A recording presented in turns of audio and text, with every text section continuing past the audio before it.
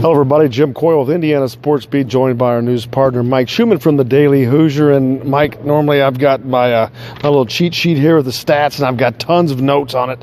Tonight, yeah, not so much. Not a lot to talk about. I don't even know where to start here tonight. But the start, which was unbelievably, horrifically bad.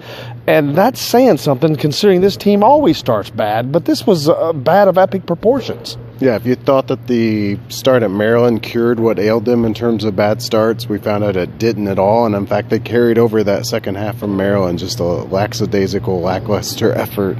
Pick your adjectives. I agree. There's nothing you can look at on a piece of paper and tell you about this game. It's just, energy and want to and things, intangible things that are really bothering me about this team right now.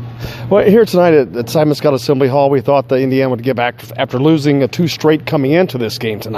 They're back at home, so it would be a good place to be. And Nebraska, not an easy game by any stretch of the imagination, but a game that they should have been able to win, especially here at home. But they weren't even close. As a matter of fact, they got it close once within 3 in the second half. And then all of a sudden, Nebraska goes on another huge run, and the next thing I know, they're down by a dozen again. Right. It's the same thing we talked about after Michigan, right? I mean, the team this good, Nebraska's not as good as Michigan, obviously, but a team at this level, you can't get down 17, because even if you do put together a little run, it's got to be perfect, and you've got to sustain it, and they couldn't do it. To your point, they got it back to within 3, but that's only part of the equation. Then you got to keep compounding what you're doing, and they couldn't do it. And it's funny, before the game, Mike and I were sitting watching Nebraska warm up, and he says, Indiana's going to lose this game tonight. And I'm like, you're out of your mind.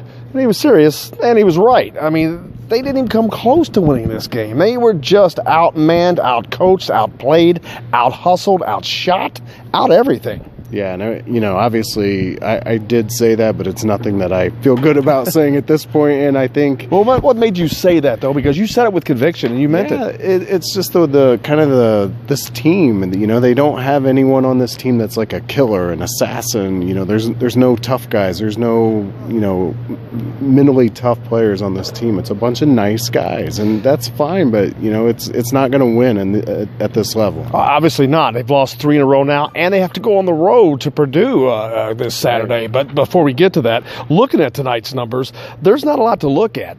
Looking at Indiana's side, you got Romeo and Jawan, and they both score 17 and 18 points. Other than that, the high score, Clifton Moore with 5 points, along with Justin Smith. But that's how lethargic and pathetic the scoring was tonight. You look across the board in Nebraska, they had 4 guys in double figures and a 5th with 9 points. So they had a very balanced attack, and they were balanced. They were balanced inside out, shooting, perimeter, and the paint game. They were just working it from every angle. Yeah, early on in the season, it seems like we were talking about Indiana's balance, but that's faded into the past. It's the Romeo and Jawan show, and nobody else can consistently step up on this team right now.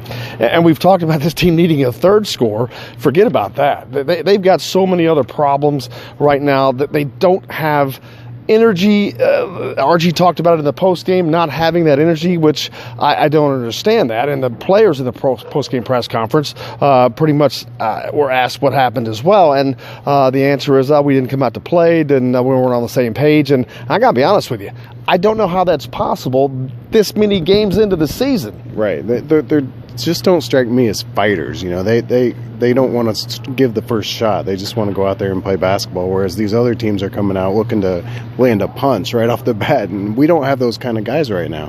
No, it's like they're playing half-hearted with half an effort, thinking that they're going to get by and they're going to come back and win by 2 like they do a lot. And boy, tonight Nebraska just took it to them and never took their foot off their throat. Yeah, and Indiana survived a lot of these games with, great shooting from the field, and that's the one thing today that was different. They shot 36% from the field, and they could survive turnovers or rebounding margin or a lot of things, but when you shoot 36% and play like they do, it's not going to happen. Well, there's a difference between starting bad but getting down as much as 18 points, and when you're shooting 8 of 27 in the first half from the field when you're shooting 1 of 7 from behind the arc, when you're shooting 62% at the line. And for the game, they still only managed to shoot 36% from the field, 2 of 14 for 14% behind the arc. And it gets worse at the free throw line. We thought that they had cured those ills. All 2 games in a row, now things. missing, and now back to 50%, 11 of 19, 57%. But Yeah. it's just like they were not even thinking about playing this game tonight. And again, I don't understand how that can be possible. It's a big conference game. It's at home. There's nothing but positives for them, and they needed it, having lost 2 in a row. Now that's 3 in a row. Yeah, all the things that you mentioned that have bothered them all year, free throw shooting, everything came to a head tonight, compounded with the field goal shooting, and it resulted in this kind of effort. I mean, Indiana was actually booed off the court tonight. The fans left with 2 minutes to go. It was an ugly scene. And I don't know where Archie goes from here. He's obviously frustrated with his team, with this effort. Everybody is. The fans are. They're an enigma. You kind of can't understand them. What's their identity? What are they going to give you game in and game out? And now, like I said, they have to go on the road, not just to anybody. They got to go to West Lafayette and play Purdue. And one of the biggest games of the season, on the heels of losing 3 in a row. And this team's mind, I don't know where it is. I definitely don't think it is ready to go to West Lafayette. Yeah, and Purdue's salivating. I mean, they've seen what's going on here. They always play IU tough, especially in West Lafayette. I agree with your point. Archie's running out of cards in his hand. I mean, he went to Clifton Moore tonight, and to his credit, he played really well. But there's just not a lot of other options out there. And then Al Durham, an unknown injury to him, he goes down. I don't think it was very serious, but he got kicked or something, and he didn't play in the second half. So yet another IU player that injured. We don't know, again, if he's going to miss any time or not, but yet they didn't have him for the second half. I'm not sure it would have mattered tonight. Maybe it would have, but nothing seemed to work. I mean, they got it going for a while, but just poor everything. Poor shooting, poor effort, poor everything across the board tonight. And just, this is one you got to throw in the, you can't throw it in the trash, because they've got to learn from this, because they have issues that they've got to get resolved. And those issues are rampant. We thought that they had gotten them together, and they come out with a performance like this. It's pretty embarrassing, to be honest with you. Yeah, the loss to Duke, throw it in the trash. This one is very concerning optically. I think it's their worst loss of the season.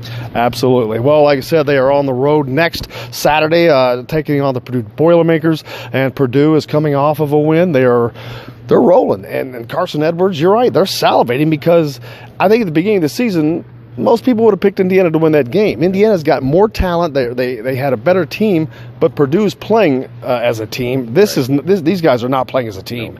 I'm not even sure what they're playing like. There's a lot of individual play offensively.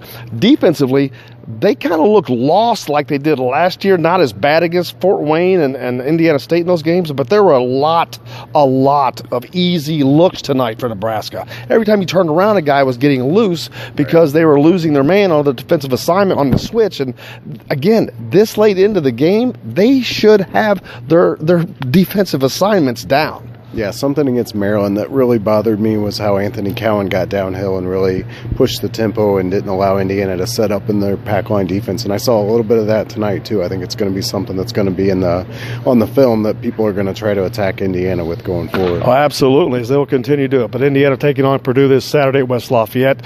Stay tuned each every morning. Indiana Sports Beat, 6 to 8 live on indianasportsbeat.com, WXVW, and Southern Indiana, Louisville as well. And make sure you stay tuned to the Daily Hoosier for free content for IU as well with Mike Schumann. I'm Jim Coyle. We're here at the Simon Scott Assembly Hall, and that's going to wrap it up for us tonight. I'll see you on the radio.